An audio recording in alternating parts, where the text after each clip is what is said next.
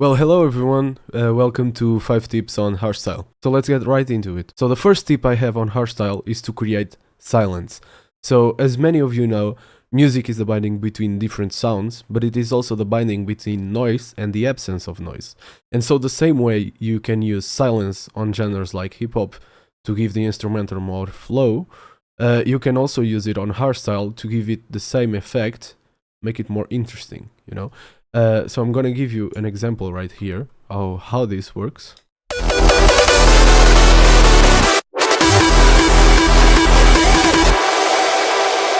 And so as you can see, the silence here makes it more interesting. It gives it a bit of flow, you know. You can also use this on kicks, especially on kick. But if you have a track that has more like an anticlimax, that's probably where you're gonna use it most.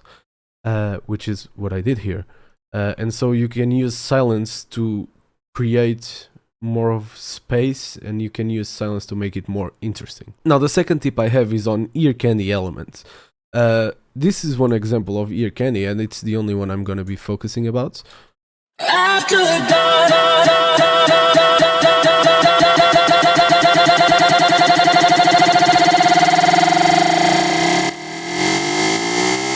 And so I'm gonna be teaching you how to use and how to create that same effect.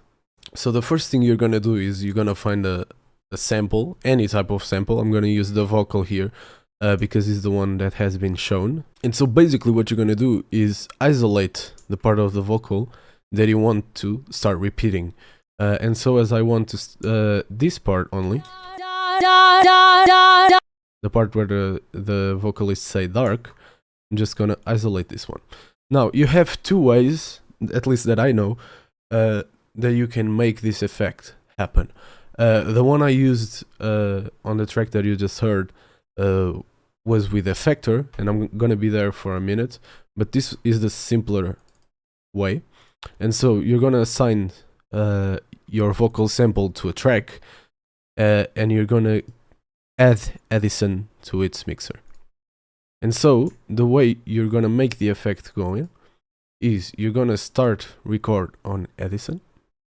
You'll also probably want to stretch it and make it on the hardstyle BPM because it's just gonna sound better overall.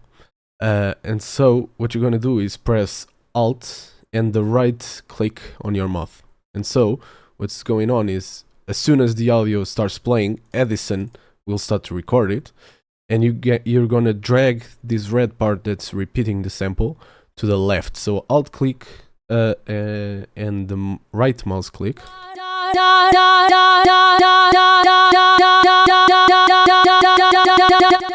And you can also use this to the other way. So it's going faster now, but you can also use it to make it slower. Now remember, you have to alt click it and the right click of the mouse for this to happen. And so what you're gonna do is you're gonna export this to the project by clicking on this button right here. And here you have your waveform, okay?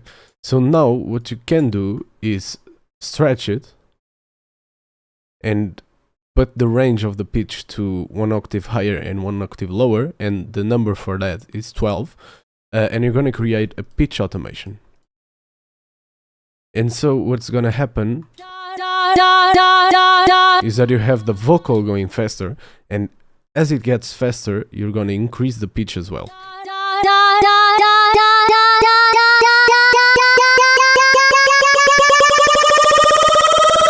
Now, of course, you don't have to make it on the pitch range to be on 1 octave. You can just make it by half or whatever you want, and you can even change the pitch direction here on the automation, but that's just the way you want to work with. It's you that decides that. There's not really a specific rule for that. Now the other way I know how to do this is you're gonna again isolate this part, you're gonna add Edison, and you're gonna add effector. Now the first thing you're gonna do is put Edison after effector, because if you put Edison right here as it is, what FL Studio does, it's prioritized by the plugins that appear first. So Edison is going to record first, even if the effect is going on. Edison will not record it because it appears first on the mix track. So you're going to change them in positions.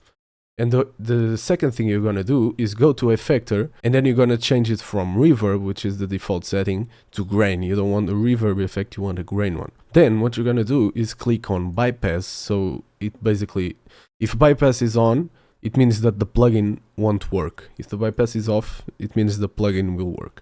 And then you're going to put this little cross here around somewhere in the middle.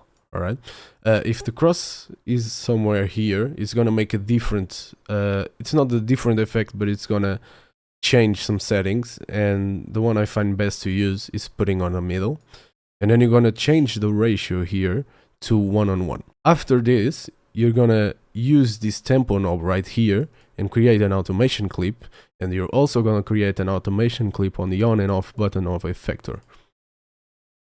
Now, the next thing you want to do is mute Effector when the sample starts. So the way you mute it, it means when it's on top, it means that the Effector is on, and for this part you want it off, because this part is not the one you want to repeat, and so you're going to mute it, and the part you want to repeat, you're going to solo it.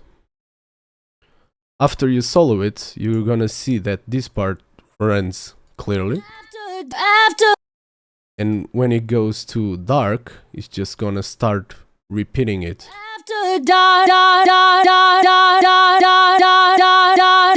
Even if you stop the project from playing, this is gonna repeat the effect because the effect is on. And so if you click here or click here, the effect is gonna stop. But you want it to start repeating somewhere around here, and you're just gonna choose the length of your effect to go on. And so you're gonna put it like this, something like this. It doesn't have to be this way, it can be, you know, like this, but it's up to you to change it. And this is what it's gonna sound like with an automation clip on the tempo reduce.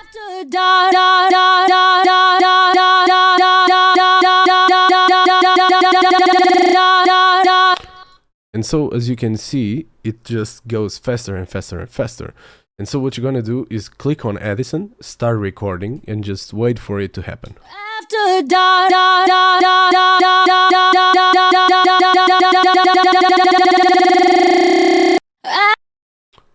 And so, after this happens, you're just gonna stop it here. You're gonna cut the part that you don't want, and you're gonna click on this button to export this audio to the project. Now everything here can be deleted because you're not going to use it anymore, only if you feel that this is the sample you want. If not, you're going to use it again to make the way you want. And then you have the sample right here. Now, one important thing to do is change the track, because the settings that were previously done by the automations are going to be there unless you delete them. And so what you're going to do is change the track to any other that has no master effects, and you're gonna change the mode from resample to stretch. And so what this is gonna do is that when you use the pitch automation, which is right here, you're just gonna set it to whatever number you want. I usually use it on 12 because it means it can go an octave higher or an octave low. What you're gonna do is have the channel pitch on 50%.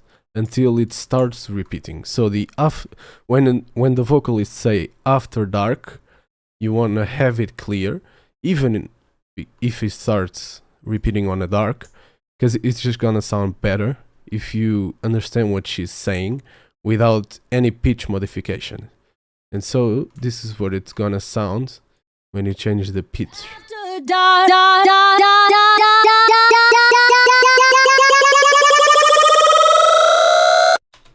And then you can add other effects like reverb, make some side chaining on it.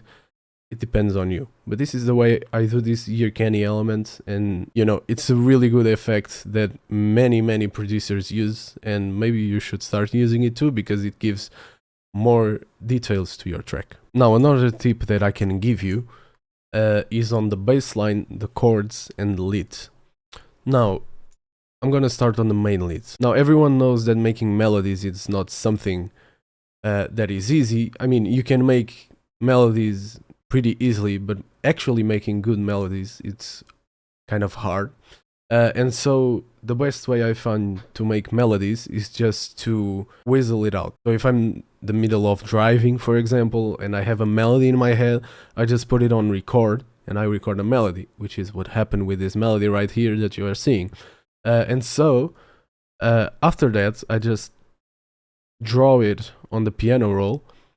And one thing I do next is I usually draw the melody like this on a normal piano, like FL keys. And then when I'm finished with a melody, I just alter the length of the note like this. Each of them are gonna be reduced a little bit, you know? So it goes from this to this. And so the difference this makes is changing the melody from this perspective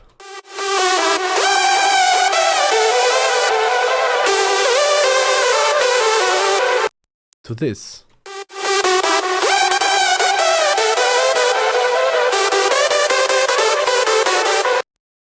And so this is a huge upgrade that I had when I started making melodies, and I didn't know about this trick, and it's one that I use every single day, and every single track that I have, this trick is there. Then on the chords, I mean, this is not the best example, but you have pretty simple chords here.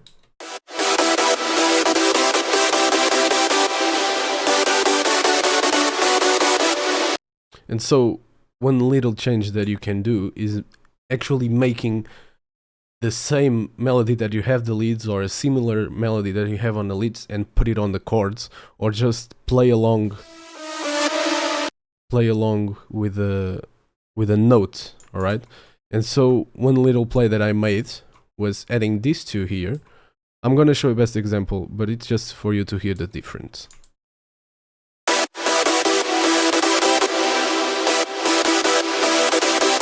So you see the minimal difference that these two notes made are actually huge. Not in this example, but I'm gonna show you a better one. So I have a remix for Final Countdown. Now these are the chords for the remix of Final Countdown that I did.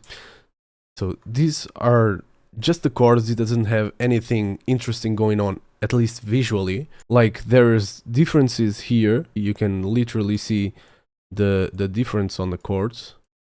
And here you can't. And so I'm just gonna show you how these different elements, and just by altering the one simple note on the whole chord, you can just make it much more interesting and more dynamic. And so this is without any alteration whatsoever, and this is with the touch I usually give on my chords.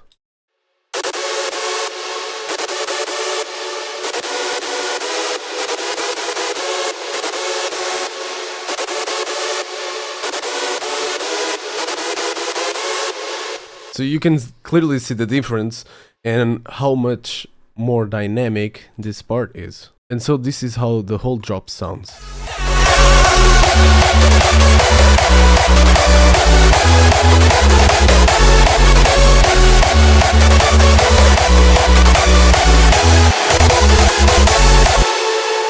And so you can see that while you're playing the melodies like this,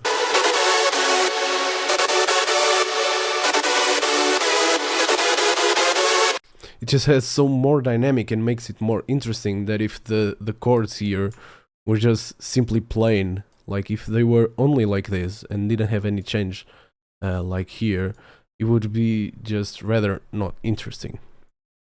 And so next for the bass, this is a melody of a bass I have. Now we're talking about this melody, by the way. And so the melody I had for the bass previous to this one, because I just make things simple and then I go more complex as the track evolves. So this was the melody I had for the bass first.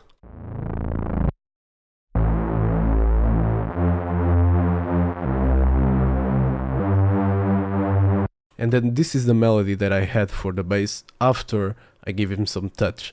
So you can see that the A changed to a C and then to an F instead of just being a straight A.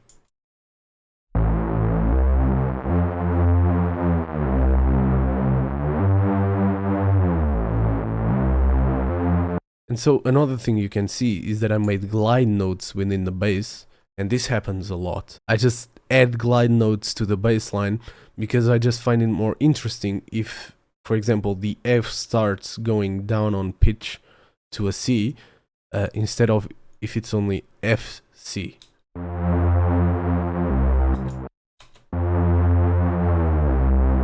You can see that there's a pitch bending right there. And so the way you can do this is by opening your Serum project. I'll just make it from scratch.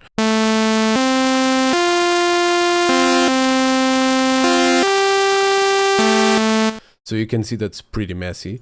And so the way you can do this is by selecting mono, and then you're not selecting always. Please do not select always, because otherwise this trick won't work.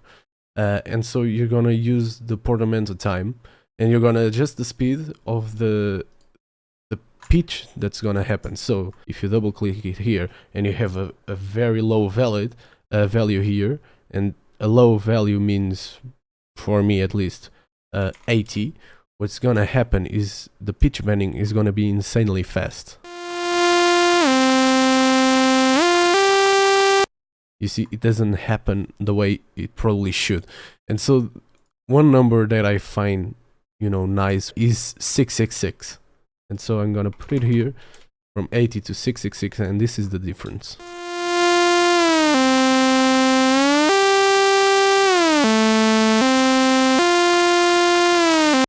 So you can already see the difference.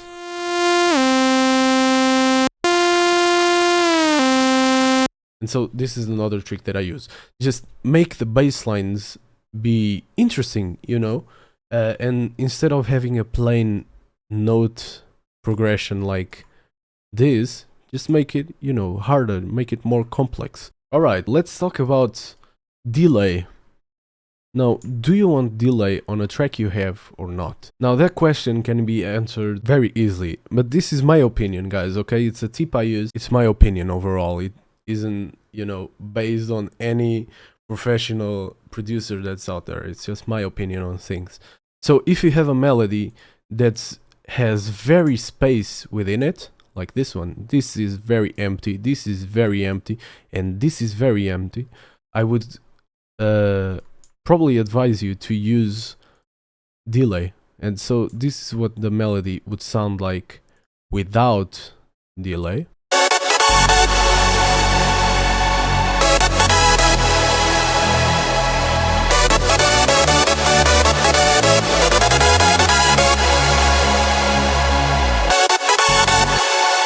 And so this is how the track would sound like with delay.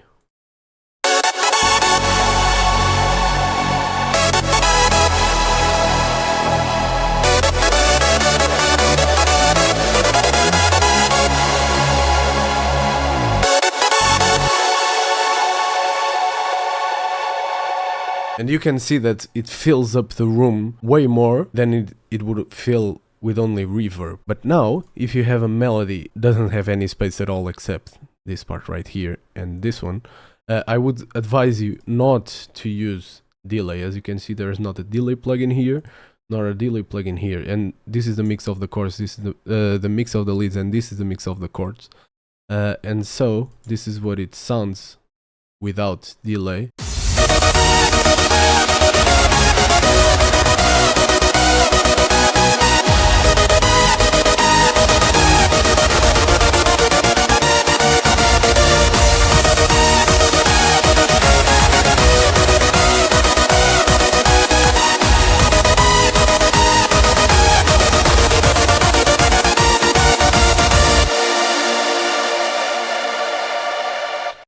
And so this is what it would sound with delay.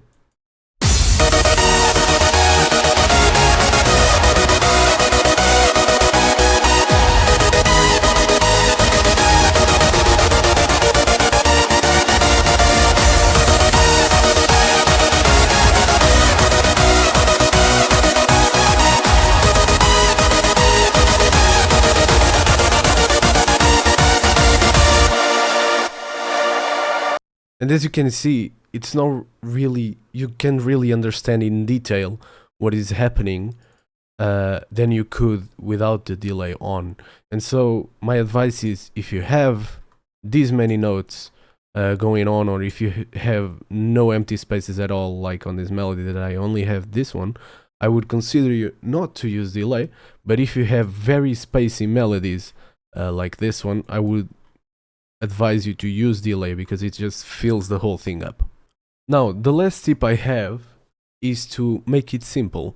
Now, what do I mean from make it simple? Let's just open some preset here, because presets are the best way for you to actually find what I'm meaning.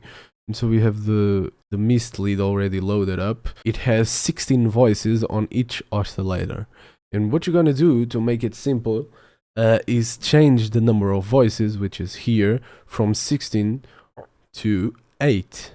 So you're gonna make it by half. You're gonna divide the oscillator's voice by half. And so the way we are gonna see the difference is by changing these parts of the melody and change the leads. So these parts are the original leads, and these parts are the lead 7 with half voices.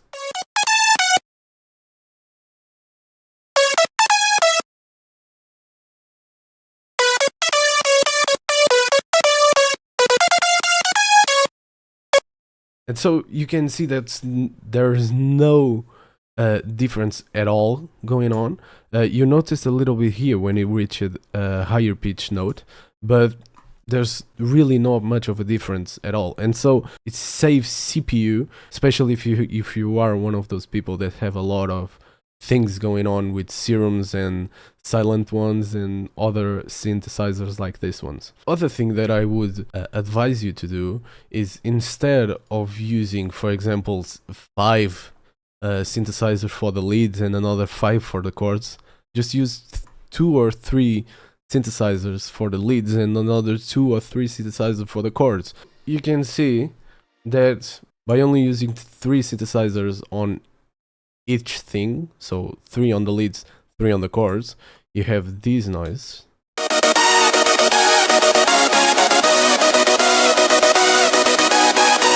I just try making the leads and the chords with no more than 6 synthesizers.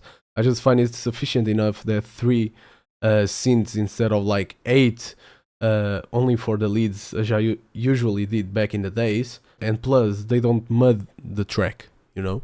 And also, if you heard the chords here, you can actually see some of the tip number 3 elements. So you have the melody here. This would be the chords without anything going on with them special.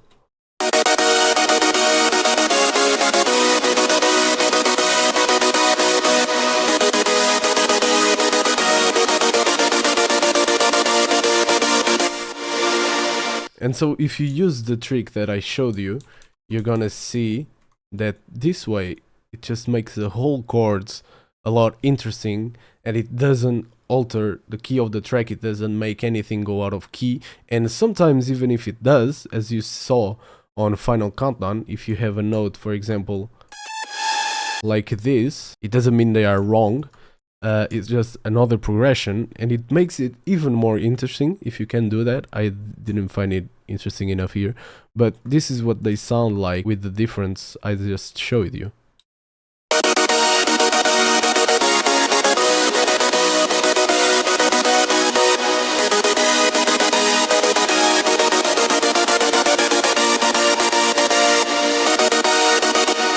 And so this thing right here,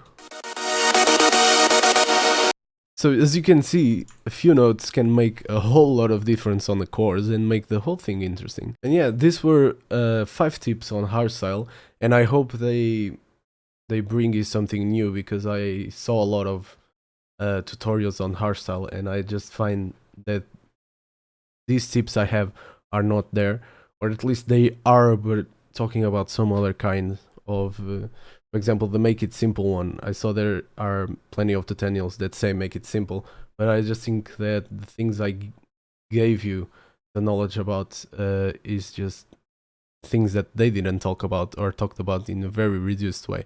And so this was the video. I hope you guys liked it and hope to see you next time.